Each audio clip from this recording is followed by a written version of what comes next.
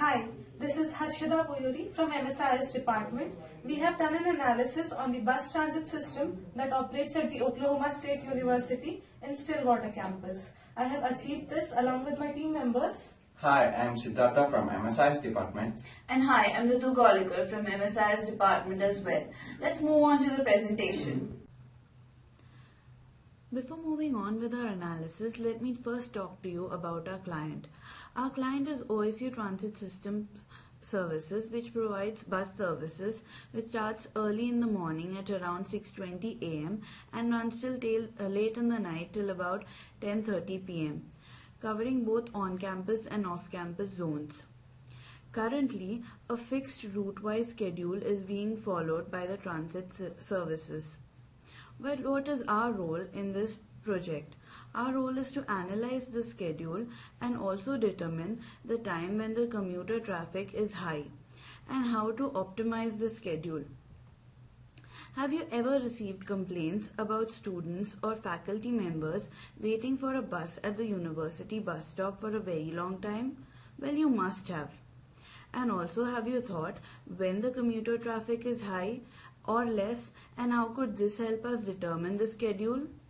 Well, our transit data can help us determine the bus schedule for you. Surprised? Yes or no? Well, the main agenda of our project is to build a model to analyze the bus transit services and recommend a prompt transit service to the daily commuters and for a proper use of the university resources using descriptive analysis techniques. The methodology we have used for this purpose is the CRISP-DM methodology, which includes business understanding, data preparation, modeling, evaluation, and finally the deployment. Our agenda is shown in this slide. Data preparation. The drivers keep a note of the number of passengers boarding the bus at all stops through a clicker machine. This data is stored by the transit services on hourly basis. Data consolidation. We have obtained this data from the transit services in the Excel format. Coming to the cleansing of the data, the transit services data set that we had received had around 23,000 records. The data given to us had details regarding routes which were operated on special events as well. And there were certain columns which weren't relevant to our current analysis. Hence, we had to get rid of these columns. Coming to data transformation. The target variable we have used is a commuter variable which we have derived by consolidating 4 other variables, that is the OSU student, faculty, child and elderly. From the datetime variable we have derived month of the year, day of the week and hour of the day variables which we have used for our analysis purpose. We have also created a nominal variable, that is a route category, which gives us the route identification based on route. Coming to data reduction, we had data pertaining to schedules for certain special events. We decided not to consider this data and so had to remove this data from our analysis. The transit system operates from 6 a.m. to 10:30 p.m. but there were few entries at really very odd timings like 2 a.m. in the morning, 4 a.m. in the morning, and so we had to filter these entries out. Coming to descriptive statistics. What is descriptive statistics? Well, it is also known as exploratory statistics, which gives us more information about the data. Why do we do the descriptive statistics? It helps us choose a model technique very easily. It showcases the outliers and irregularities in the data and also shows us the generic patterns present in the data, like the correlations, variance, deviations, etc. The tool used for this purpose is Tableau. In the current graph, the busiest routes of the transit system are being shown. The busiest routes are the black route, the orange route and the yellow route. depending upon the density of the commuter traffic. Coming to the next graph, the number of commuters for black and orange routes shows a similar trend for commuter density depending upon the hourly basis. The gold route shows a peak at around 6 p.m. as well because it runs until 10:30 in the night. We have done descriptive analysis depending upon the days of the week as well, which shows a similar trend for the gold, orange and black routes. A monthly analysis of the data was also done, and the results which came out were: in the months of April, March, August, September, July and June, the commuter traffic was really very high. The distribution of the commuters is really very high for the black, orange and gold routes for nearly all the months. The next part, that is the model selection, will be explained by my teammate Harshada. Coming to model selection, one of the major factors that we considered for model selection was the measurement level of the data variables we have. Since our target variable is continuous and all our predictor variables are categorical, logistic regression would have been a very good option. But taking into consideration the assumptions for regression, since ours is a time-dependent data, regression has been ruled out. The next option that we had was neural networks. Neural networks is a robust technique and is unique for a scenario where the target variable is continuous and all the predictor variables are categorical. This is the reason we chose neural networks.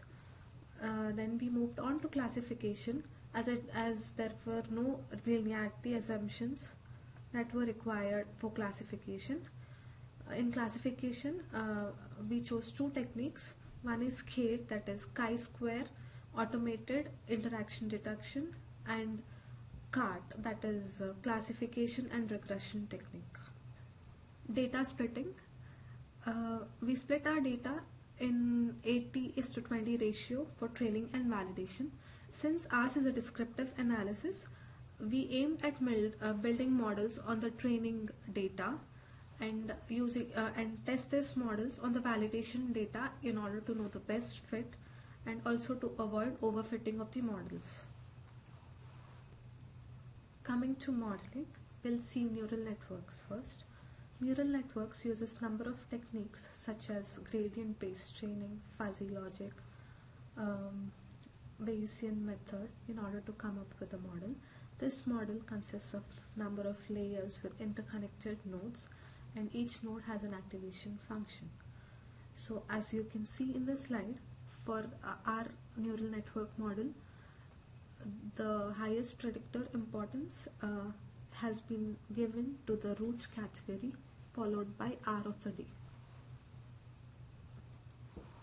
Here in this slide, you can see a neural network. It has a single hidden layer with 9 neurons, and as per the weightage in the neural network model we have, the orange, the black and the gold roots have the highest weightage, followed by R of the day, in which 9 AM, 2 PM and 5 PM have highest weightages. Coming to our next model, which is CART, classification and regression technique. It is also known as binary recursive partitioning.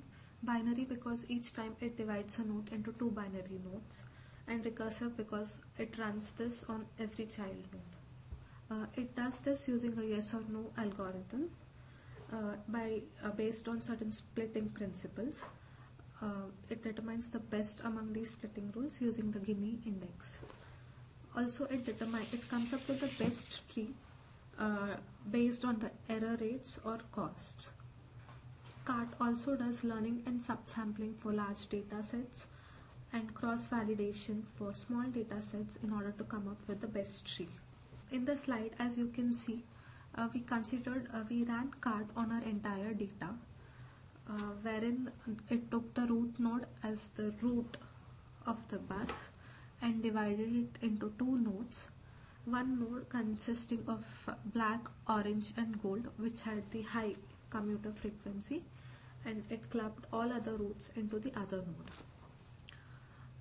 Based on this, we ran cart on individual routes which had high commuter frequency, that is the orange, black and gold routes. As you can see in the slide, the predictor importance of cart in all three routes is the same, which is hour of the day. The current slide shows us the inference of route-wise analysis that we did. For orange route, 9 a.m., 10 a.m., 1 p.m., 3 p.m. being the busiest times, whereas Monday, Wednesday, Friday being important days, and April, February, March, September being the months when the commuter traffic is high. And the same goes for the black route and the gold route. Our next model is CADE, chi-squared automatic interaction detection. What it does is it creates all possible cross tabulations for each of the category of our predictor variables. So based on this, the model will have a root node which it divides into parent nodes based on the predictor variable which is most important.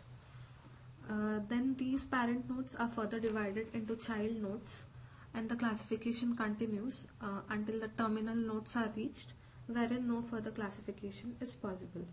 It uses the F statistic in order to determine the significance. So from the model that we built on our data, K divided our data into parent nodes based on the route of the bus. It divided the orange route, the black route and the gold route into three different nodes, whereas we had three other nodes, as you can see in the slide, which combined few routes. So based on this model, what we could infer, you can see on the slide, the orange route had 1 p.m., 3 p.m., 9 a.m. as the most prominent time where the commuter traffic was really high, which was followed by the 11 a.m., 12 p.m., 4 p.m. time zones. In the same way, we have the information for the black route and the gold route. From here, my teammate Siddhartha will take over and continue the presentation.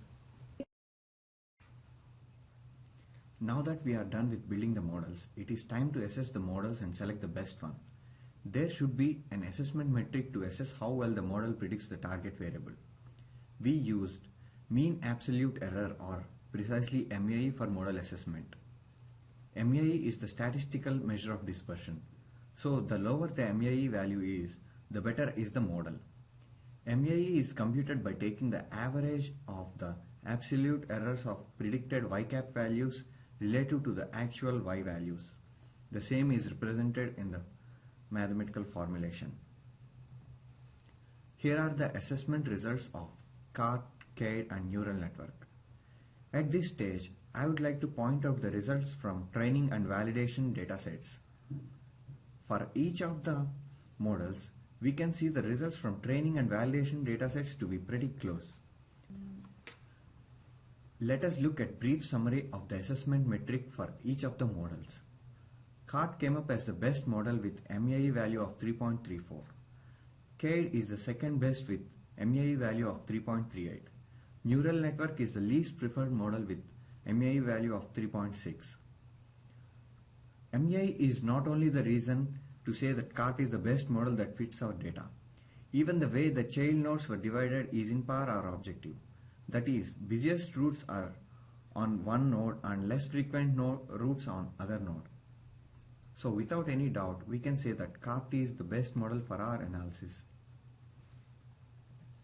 As we have finished building and assessing our models, we would like to present forth self-retrospective summary. Our original objective was to measure results based on the frequency of buses running currently against the frequency derived from models. But what we were able to deliver is the high commuter frequency routes and low commuter frequency routes and the time at which the frequency of commuters is high. We were not able to deliver the expected results as the data we have is limited.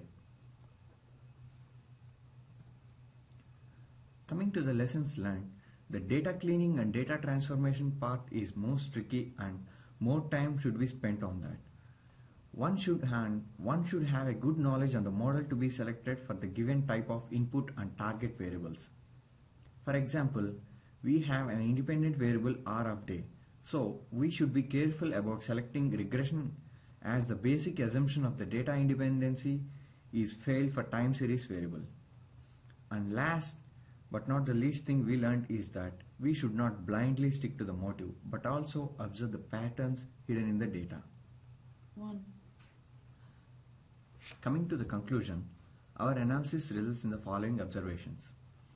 Orange, black and gold are the routes with high commuter frequency. For orange and black routes, 9 am, 10 am, 1 pm and 3 pm are the high times. For gold route, it is 9 am, 12 pm and 1 pm and 5 pm. Brown, green, blue and scarlet are the routes with low commuter frequency. And for low commuter frequency routes, 10 am, 11 am and 3 pm, 4 pm are low times. We would suggest to reroute some buses in orange, black and gold routes in the times 9 am, 10 am, 1 pm and 3 pm and lower the frequency of buses in brown, green, blue and scarlet routes. So what's next? As of now, we have transit data from February 2015 till September 2015. Once the data is generated for the complete year, we can analyze at a more comprehensive level. We can also do a time series analysis if we get the data for an year. Here we are at the end of the presentation. We would like to take this opportunity to thank Dr. Brian Hammer for guiding us throughout the project, and also Mr. Tom Duncan for his immense support. We are open for suggestions and queries. Please feel free to reach us out. Thank you.